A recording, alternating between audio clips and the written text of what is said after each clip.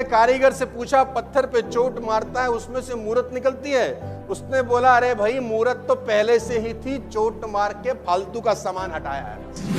और हम जो काम कर रहे हैं वो उससे भी ज्यादा मुश्किल है।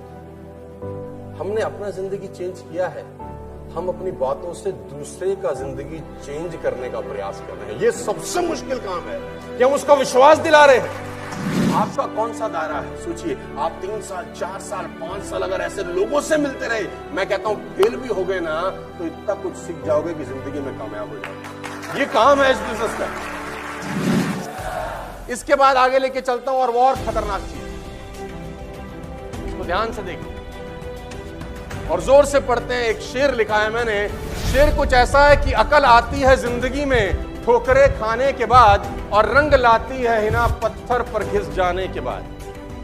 अकल आती है जिंदगी में ठोकरे खाने के बाद और रंग लाती है हिना पत्थर पर घिस जाने के बाद। इस दुनिया में कोई मेहंदी ऐसी नहीं बनी जब तक कूटा ना जाए उसमें से रंग ना निकले। मेहंदी से रंग निकालना है तो उसकी कुटाई पिटाई जरूरी है। मेहंदी के सिंपल से पत्ते आते हैं, राइट?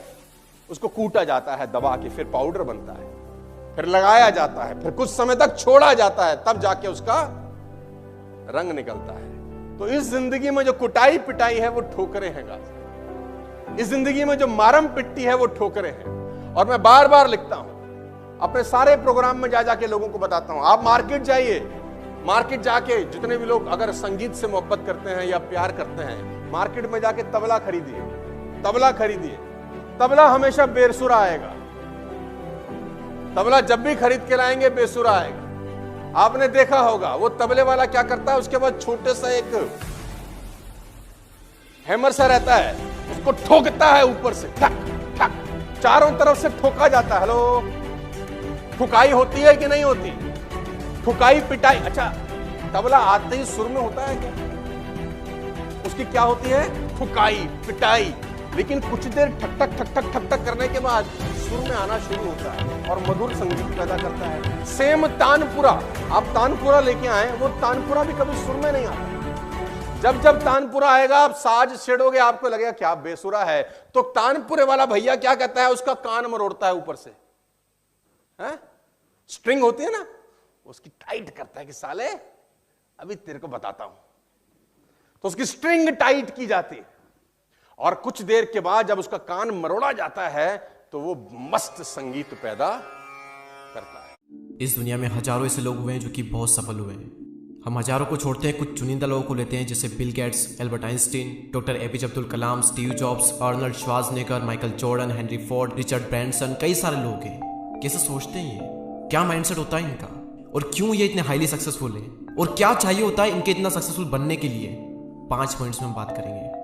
Number 1, clear vision. आपके पास दुनिया की सबसे बेस्ट शिप हो सकती है, दुनिया का सबसे बेस्ट प्लेन आपके पास में हो सकता है, लेकिन अगर पायलट को नहीं पता है कि उसे जाना कहाँ है तो वो इधर उधर भटकता रहेगा। नंबर 2, थिंक बिग, बड़ा सोचो। इंग्लिश में एक बहुत ही अच्छा कोट है, shoot for the moon, even if you miss you will land among the star. आप चांद पर निशाना लगाओ, अगर आप चूक भी गए तो तारों पर तो पहुंच ही जाओगे।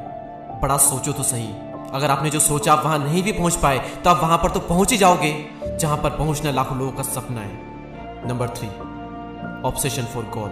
अब आपने बड़ा सोच लिया है, आपका जो विजन है वो भी क्लियर है, लेकिन उस गोल को पाने के लिए आपके अंदर जुनून ही नहीं है, पैशन ही नहीं है आपके अंदर, आप पैशनेट नहीं है उस गोल को लेकर के, तो आप हमेशा किसी के दबाव में आकर जबरदस्ती काम करोगे। थॉमस एल्वा एडिसन 999 बार फेल हुए। इतना फेल कोई कैसे हो सकता है? 2-3 बार में तुम्हारी जान निकल जाती है।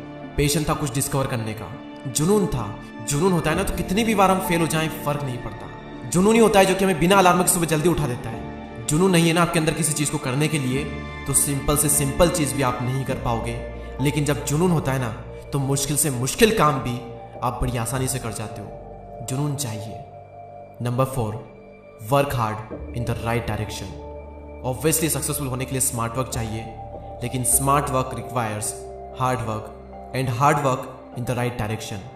मेहनत गधा भी करता है, शेर भी करता है, बल्कि गधा ज़्यादा मेहनत करता है और शेर कम मेहनत करता है। मेहनत एक रिक्शा चलाने वाला भी करता है, मुकेश अंबानी भी करता है। मेहनत ज़रूरी है, लेकिन सिर्फ मेहनत से कुछ नहीं होता। स्मार्ट बनना पड़ेगा। अगर हार्डवर्क राइट डायरेक्शन में नहीं किया गया तो कुछ काम नहीं आएगा, आप गधे ही रहोगे।